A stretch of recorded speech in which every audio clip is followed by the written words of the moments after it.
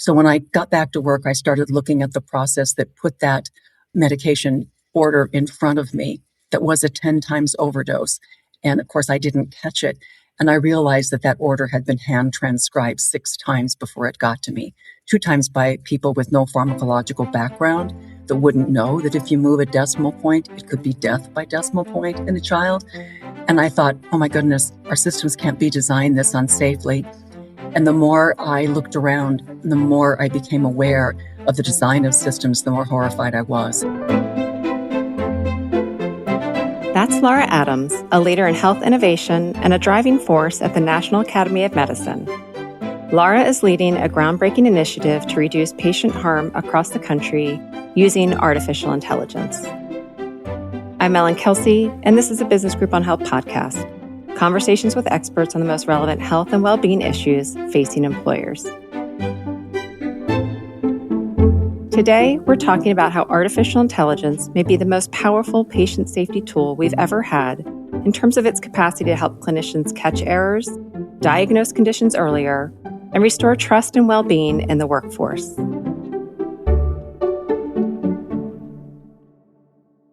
Laura, welcome to the podcast. We're so happy to have you with us. Ellen, it's my pleasure to be here. I really appreciate the opportunity to be with you. Well, we are excited to have this conversation and to learn more about your work and an important initiative that you and your team are launching. But for listeners who may not know the scope of the National Academy of Medicine's work, how would you describe its role in shaping U.S. science and health policy? The academies were actually formed under an order by President Lincoln some years ago, the National Academies of Science, Engineering, and Medicine. The National Academy of Medicine itself is 50 years old, and it has done seminal publications around climate, publications around issues of to err is human, for example, was our first sort of clarion call to the idea that we had patient safety issues that needed to be addressed. We had a publication, Crossing the Quality Chasm, that I think presented a set of principles that had a dramatic effect on shaping some of the modern day techniques that we use to achieve the level of care that we do have, which I think in many cases is quite good. Well, and one of the publications that you personally have played a big role in is the Code of Conduct for Medicine and AI. Can you tell us why was that document created and how is it being used? The document was created. We were excited to see a tsunami of AI coming toward us. And as people saw it nearing and began to work with AI, the good news was that everyone started to develop their own sets of guidelines, principles, and frameworks. And the bad news was the same. Everyone was developing their own set of guidelines, principles, and frameworks. Most that study the history of quality improvement and safety improvement in healthcare would say that the bane of our existence is fragmentation, is our ability and inability to learn because of the separateness and isolation in which we operate. So we had an experience with electronic medical records where we really didn't think through some of the unintended consequences of that and some of the what we would have foreseen had we put some thought to it as things that we wanted to avoid. For example, the feeling from clinicians that they ended up being data entry clerks, for example. We thought before we get too far into AI, it's really time for us to come together and see if we can put together a code of conduct that represents the best, all those frameworks. So we studied 60 of them, and we wanted to find out where are we in areas of real agreement? Where do we have inconsistencies, and where do we see out-and-out gaps? To our astonishment, really, one of the out-and-out gaps was not a single one of those 60 frameworks, guidelines, or principle sets discussed the primacy of human health and human connection as one of the primary aims of where we would be heading. So we had that as our number one code of conduct commitment, was to put a priority on human health and human connection. There were other ones in there, like we saw that there was no reference to engaging the healthcare workforce in the design and implementation of these systems. That's exactly what happened with electronic medical records, and we've suffered for it, and we still are. Those were the kinds of gaps that we wanted to close with this. We have been delighted with the uptake. By the time that document was published in 2025, just 8 months later, we got news from the National Academy's press that publication was in the top 10% downloads of the National Academies Press of all time, and that's the Academies of Science, Engineering, and Medicine. So to hit that top 10% of those three academies of all time in 8 months, we really felt like that code of conduct resonated. So we're watching people use it as sort of a compass for every decision point, a framework for thinking through policy, framework for thinking through procurement decisions, evaluations decisions, implementation conduct. And it has broad applicability. And I even have been asked to speak about it outside of the healthcare realm where others are seeing it as broadly applicable in the use of new digital health tools, period. I couldn't be more proud of that work. Well, you should be. And that is remarkable. And it's amazing work. And it's unbelievably relevant at this point in time. So incredibly timely as well. Congratulations on that. I know it's a labor of love and a lot of effort went into that. Well, in addition to the tsunami that you mentioned, I know that you also have a personal passion on AI and in particular AI relative to patient safety. Can you tell us more about that? This was an incident that occurred with me very early in my career. I worked in a critical access hospital, just 35 beds in rural Colorado when I started my career. In the course of delivering care that night, too, we had 35 beds in our hospital. If you counted the sofa in the waiting room and the gurneys, it was a small hospital, but people depended upon us literally for their lives in that rural setting. I was leaving the unit after a very hectic night where I had another nurse with me. I heard the intercom come on from downstairs where our surgeon, he had an ominous tone in his voice. I'd worked with him before and I knew something was terribly wrong in the operating room. And he asked the staff to find Laura because he said, we have this 7-year-old child down here. She's seizing, she's going into a coma. And he said, I think she might die. Well, I had administered unknowingly a lethal overdose of that pre-op medication to that 7-year-old child prior to her going down to the operating room that morning. It was a mistake. There's no question about it.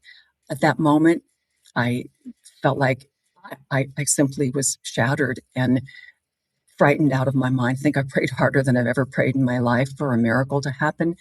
And by the force of God, the forces of the universe, whatever, that surgical team saved that child's life that morning.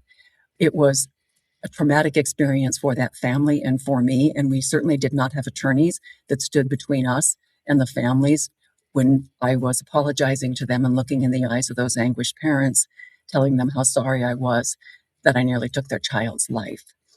For me, the hospital let me go home for a couple of days, and I did. But when I got my bearings, I started thinking, I think I'm at least average intelligence. I know that this has been my passion. I want to do this work for as long as I can remember. How is it that a child nearly dies at my own hands? So when I got back to work, I started looking at the process that put that medication order in front of me that was a 10 times overdose. And of course, I didn't catch it. And I realized that that order had been hand transcribed 6 times before it got to me, 2 times by people with no pharmacological background that wouldn't know that if you move a decimal point, it could be death by decimal point in a child. And I thought, oh my goodness, our systems can't be designed this unsafely. And the more I looked around, the more I became aware of the design of systems, the more horrified I was because they were designed unsafely. And it could have been any nurse, anyone else administering that medication, and they would have had the same chance of making that error that I did. And so I thought, we've got to begin to design this more safely. So you can see why I was quite excited about the advent of electronic medical records, where we would not be hand transcribing orders 6 times.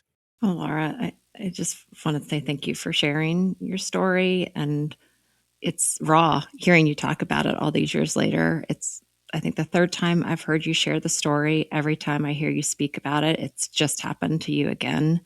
And you're reliving that trauma and sharing the story. But in sharing the story, you really do bring this issue really, really directly in line of sight for all of us about how honestly these mistakes do happen and how well-intended individuals can make mistakes.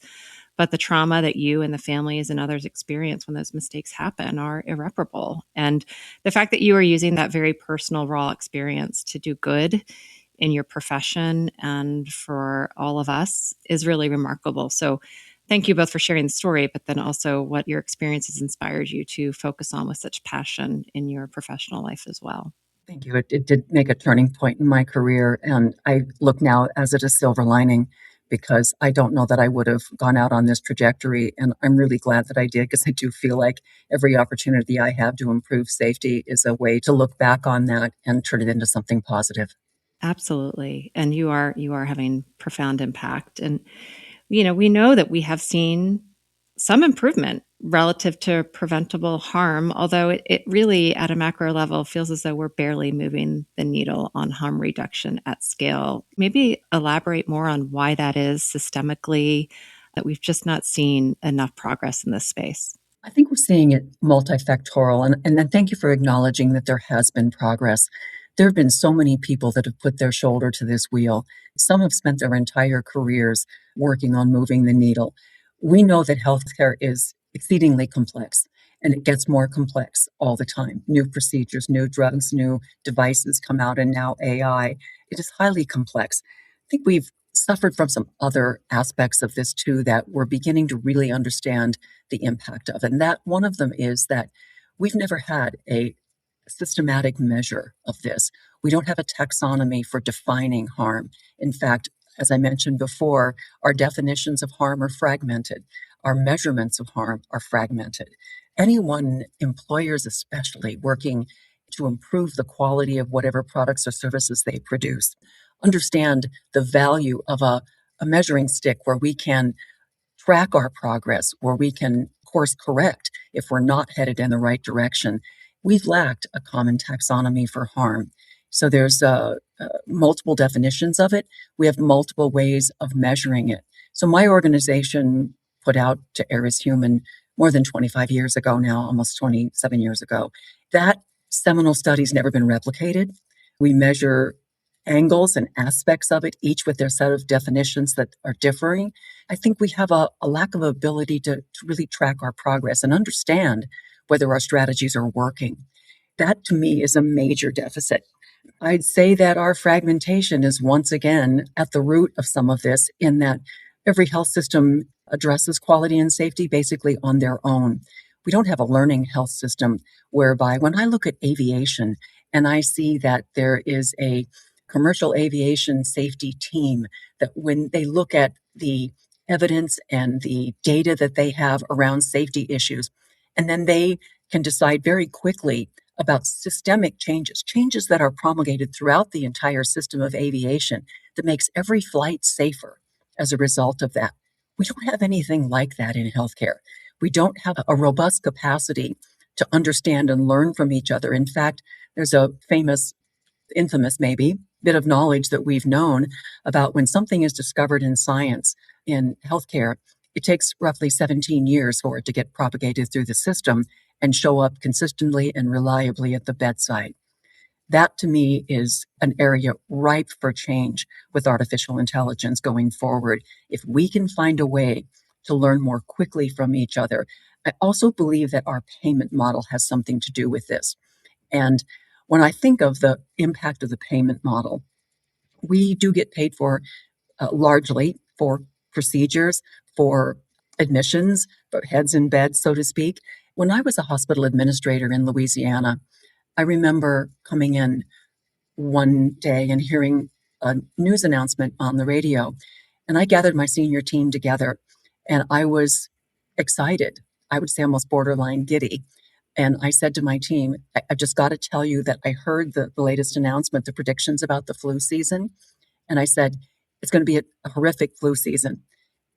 I said, I know we're so going to make budget, aren't we? I meant it. I knew that having that kind of a flu season would put heads in beds, would cause our services, our procedures, our everything that was revenue generating for us.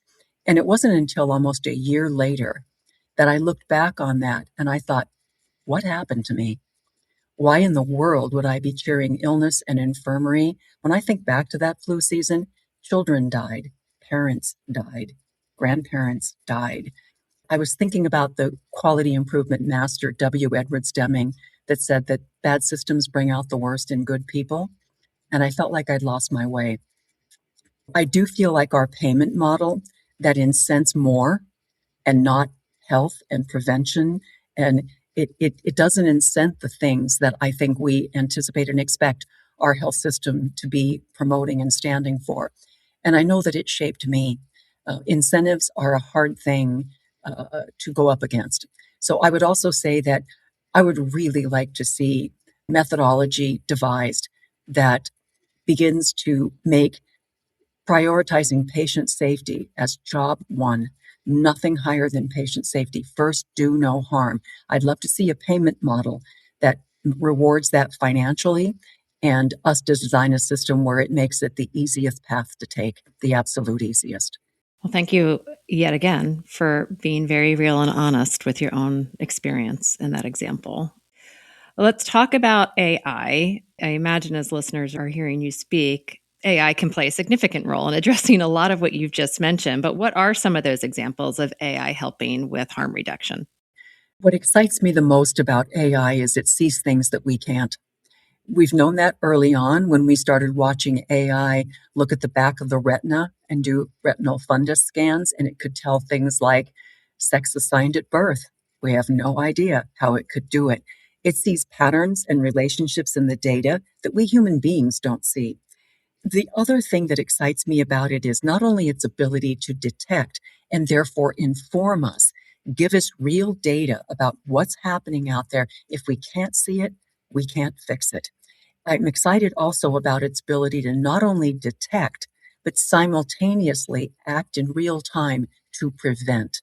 It might be able to tell us, alert within an electronic medical record that something is about to happen to a patient, a deterioration is about to occur. And it gives us a window of time and opportunity to stop that event from happening. So you can see that most of our measures now are all looking in the rearview mirror. They are the aftermath of harm, not looking ahead to see where harm might be coming from and preventing it in real time. So we've never had detection systems that have been anticipatory. I am thrilled about that.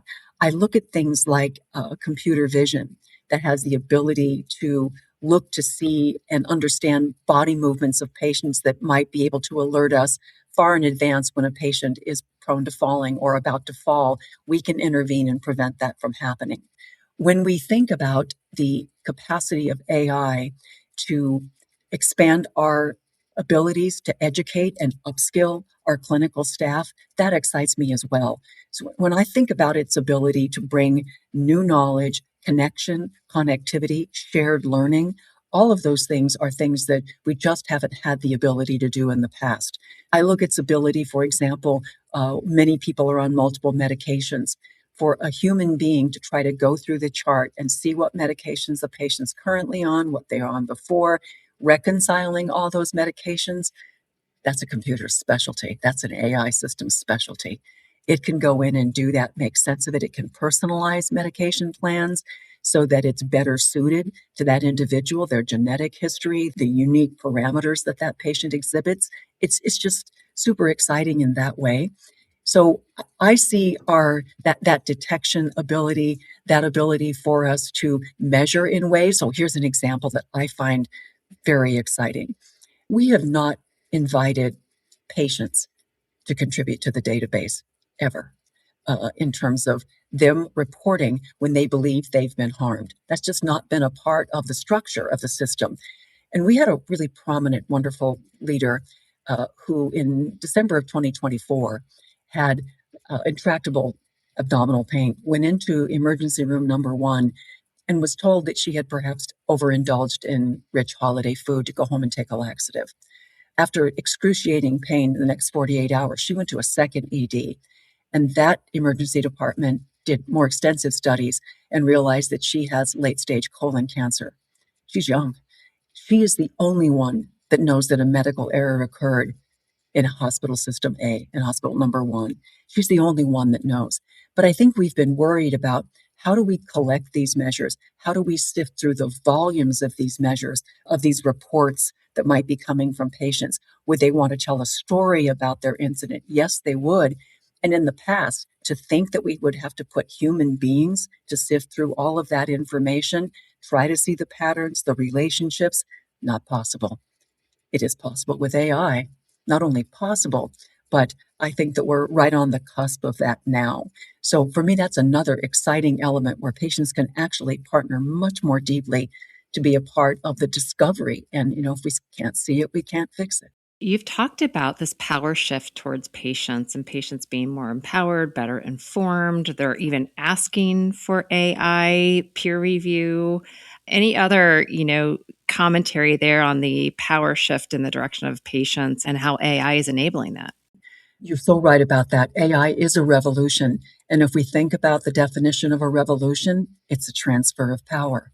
And in this case, we're starting to see just this month, 2 weeks ago, we saw OpenAI put out their Chat GPT Health, and we saw Anthropic's Claude for Health. Both of those have embedded in them capabilities for patients, people, to go in and ask it to retrieve their records from wherever those medical records might be. It can pull them in from multiple sources. Once all those records are aggregated, I was doing a speech out in California, and someone from the audience stood up and asked a question. Hey, how long do you think it'll be before a patient feeds their medical record into one of these large language models and ask it to find the medical error, ask it to find the malpractice? I hadn't thought about that, but my answer was it probably happened sometime a year and a half, 18 months ago, because things are moving quickly. So, with patients having that kind of power to summon their records now, to aggregate their records, also in these large language models, they're conversing with them, they're chatting with them. That large language model system also has the benefit of hearing the patient's story in depth. It's there to listen 24/7, 365. It never gets tired. There's never another patient that's waiting outside the door. It will listen as long as the patient talks. So it can get context. It can also bring in wearables and integrate that. So not only can it compile this very rich database, it has these phenomenal analysis skills, the ability to really to interrogate that data. So it's starting to really put some power into the hands of patients. And I know that these models hallucinate. They're not always correct. They always sound confident. And that's another part of the problem is they sound quite sure of themselves when they respond in this way. But patients aren't comparing these large language models to perfection. They're comparing it to the things like the access that they currently do not have, or their sense of not being able to tell their full story, or their sense that something has happened to them and they're having a difficult time uncovering what exactly went wrong in their medical care. So I see that alone as a tremendous power shift that is the way of the world now. And it's important for all of us to recognize that the notion of empowering patients in terms of giving them power, that might be over. Patients are able to seize power in ways that are unprecedented now. And what does this mean for clinicians? Are they embracing this? You mentioned that malpractice, putting something into the AI tool and identifying potential malpractice exposure. How are clinicians responding? Are they embracing? Is there trepidation? Any thoughts there? AI is the one new novel technology I have felt wildly enthusiastic about and deeply troubled at the same time. And I think that that is true of a lot of clinicians where they see these unbelievable potential that it has. But they also start to look at such things as right now, the people using AI in the clinical systems are left holding the AI liability bag. And I'd be concerned about that too if I were still practicing, holding the AI liability bag. I think that there are concerns about this. And yes, there is this sense of let's do uncover the real scope of harm. At the same time, I can imagine a hospital system CEO saying, please don't turn that on in my system. Because at this point in time, it would expose me to these liabilities. I don't know that I have the capacity and ability right now to address those. Even though the fire alarm is going off, I may understand someone wanting to put earplugs in. It's not like the harm isn't happening if we don't look at it, but there is a sense of accountability once you do see it.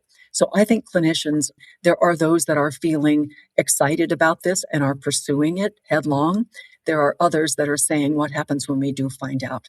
But by and large, I believe that clinicians themselves, in my conversations with them, because I've been open about my own experiences, that causes a reciprocal vulnerability and openness in my colleagues. And one of them just told me recently that they joined one of the large tech companies because they'd harmed a patient severely, and just said the fact that it weighs on my conscience. So at the deepest levels, that first do no harm, I think is the greatest motivator. But at the same time, if you're trying to do that and you end up losing your livelihood because of it, so we have to find a way forward. We have to make it safe to tell the truth. And we have to make it about learning and improvement. It can't be about punishment. But on the other hand, I also see why things go to litigation, because it also can't be optional. We have to make a commitment, a good faith effort, the best faith effort we can make going forward with the use of AI. But this is a complicated challenge for us. But I think we need to find the way to thread that needle where we use AI with all of its capabilities, but at the same time, we give people the opportunity, some protection so that they have a period of time where learning and improvement can take place. Not forever, not forever to look the other way because it's hard. That's not possible. One of the things I hope that people recognize is that do no harm is still the first commitment. Well, and that leads me to ask you about this a national initiative that you and your team are leading or about to embark upon. So, what's it all about? When's it starting? Give us all the details. I'm so excited about this initiative. This initiative is co-chaired by John Rico Farrugia, the CEO of Mayo. It's also co-chaired by Wright Lassiter, who is the CEO of Common Spirit. Common Spirit Health System is the second largest, second only to the VA in our country, and also includes health systems like community hospitals, critical access hospitals. Actually, where most Americans get their care is not academic medical centers, but in centers like Common Spirit that are in that system. Wright Lassiter and his team won the John M. Eisenberg Award in 2024 for innovation in quality and safety. And our third co-chair of this new patient safety initiative is Sue Sheridan. Sue comes about her passion in a painful way, similar to mine, except she was on the receiving end. Her 5-day-old son, we missed a bilirubin level in her son, and he sustained significant and profound brain damage from that, forever altered the life of her husband and her son, of course. Cal is doing well, but his entire life has been a struggle. When Cal was 8 and their daughter was 6, her husband discovered a lump in his neck that they didn't think was malignant, but subsequent pathology report came back as malignant, and it metastasized to his spine before they could discover that it was malignant. He ended up wheelchair bound and asked Sue, let's take the kids to Disneyland, because he felt, I think, that maybe time was short for him. And he passed away at Disneyland. That's someone I want at the helm as well. Our patient safety initiative kicks off on March 3rd. And what this initiative is about is there are no national strategies that we know of worldwide that are AI-enabled national strategies for patient safety at scale. And what we mean by that is we think there is a unique opportunity. There's a confluence of forces, things that are available to us now that were not available before, where we can put together a national strategy that enables every health system in the country to do substantially better on reduction of harm. Many of our approaches in the past have been we'll put out frameworks or blueprints or guidelines, whether that be domestically here in the US or the WHO does it, or the Organization for Economic Cooperation and Development does it. Those things are largely directed at individual hospitals where we say, here's what you need to do, good luck, and you're on your own. Again, no ability to collectively learn, no ability for us to lift all boats.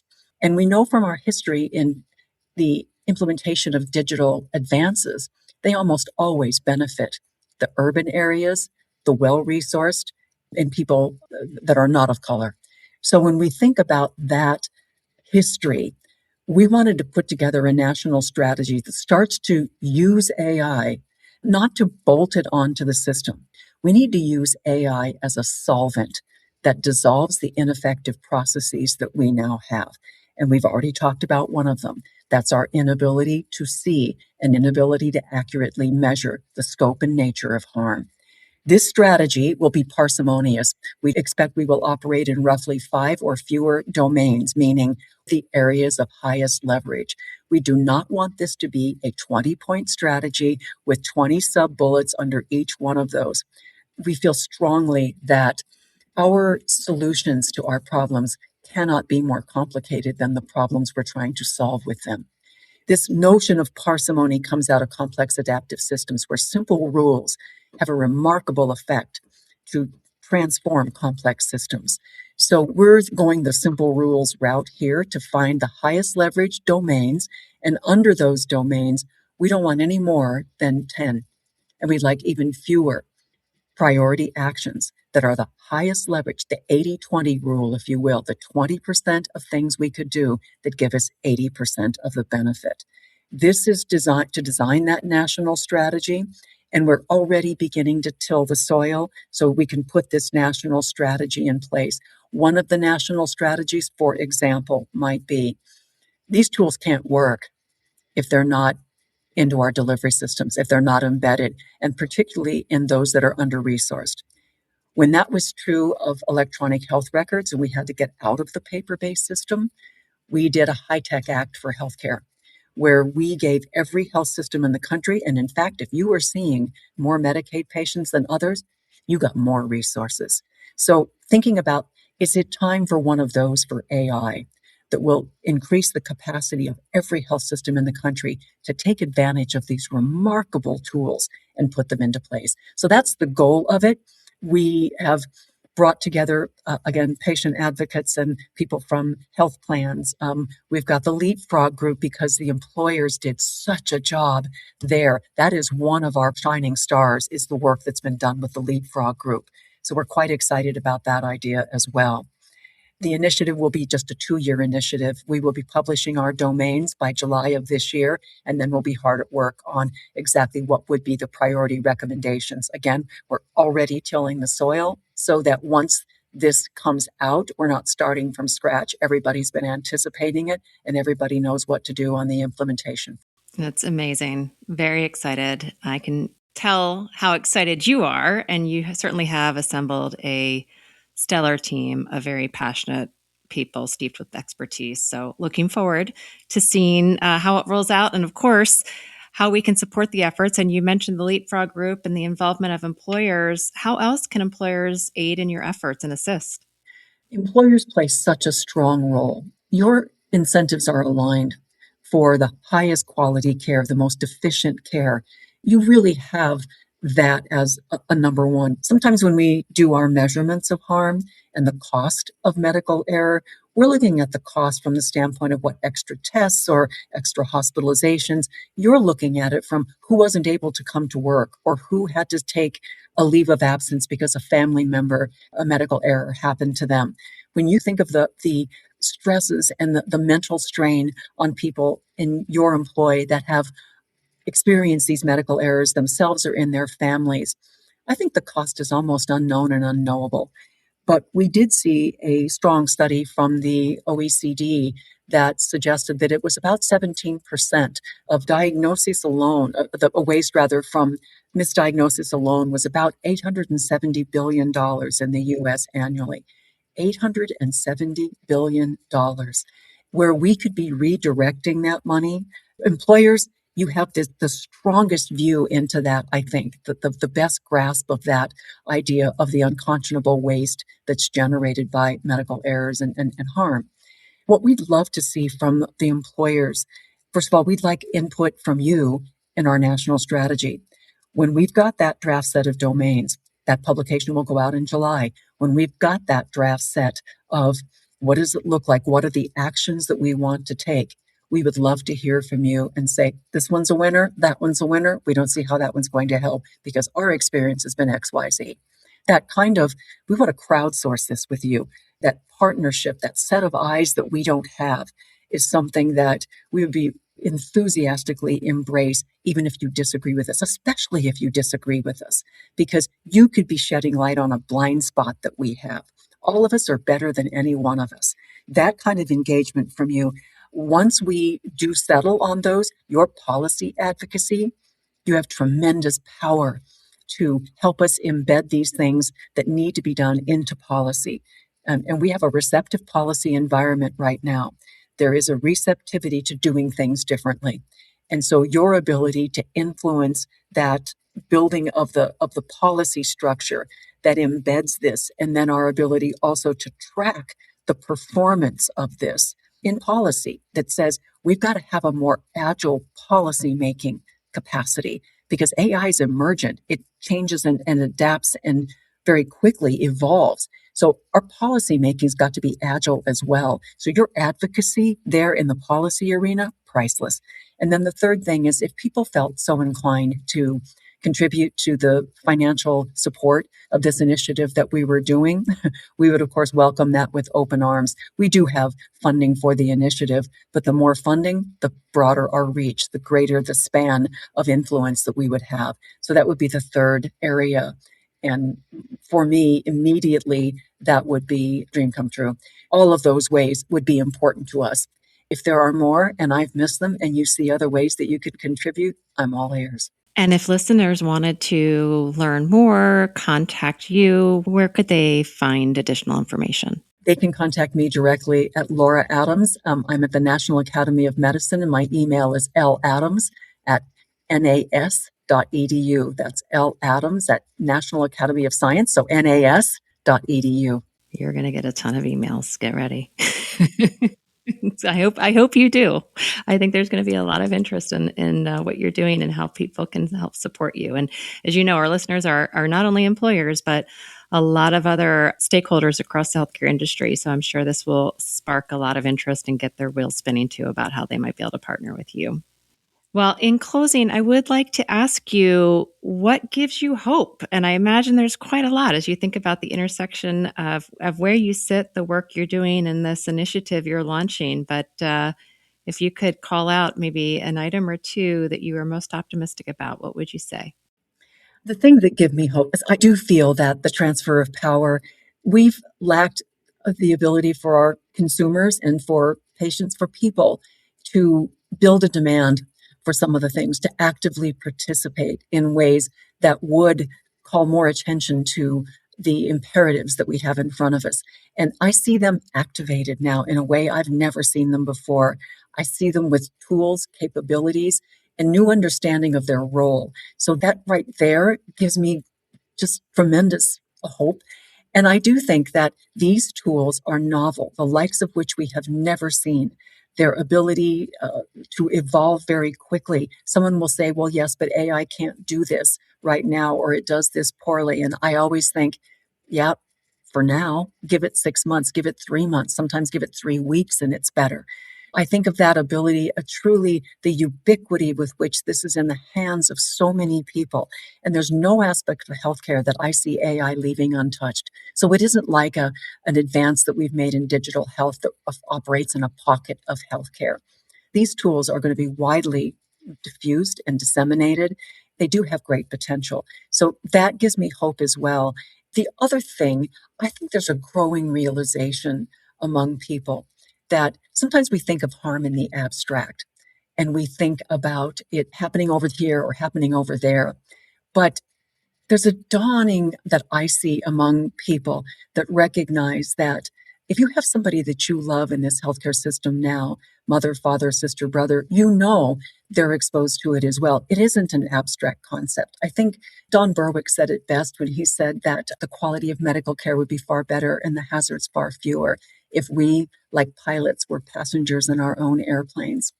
And he reminded us that we are passengers in our own airplanes. And I think even if we are not engaged directly in working in the healthcare system, we're passengers in that airplane, and so are the people that we love. That gives me hope that there's a growing realization that someday, one day, this chicken could come home to roost. I think we want to band together for the kind of safer care that our families and our country deserves. Well, Laura, I have no doubt with you at the helm and leading the good work with the passion and the authenticity through which you approach it, we will see that achieved in probably lightning fast speed, hopefully, given how fast things are moving. But it really just so delighted to have you with us. Grateful for you sharing your knowledge, wisdom, and passion with us, and look forward to seeing how things unfold in the coming months and year ahead through this initiative and your good work. Thanks again. Thank you. It's been my pleasure. I've been speaking with Laura Adams, Senior Advisor at the National Academy of Medicine, about the unique opportunity we have to use AI to improve patient safety. Progress will take leadership, collaboration, and aligned action across the country. I'm Ellen Kelsey, and this podcast is produced by Business Group on Health with Connected Social Media. If you like this episode, please rate us and leave a review.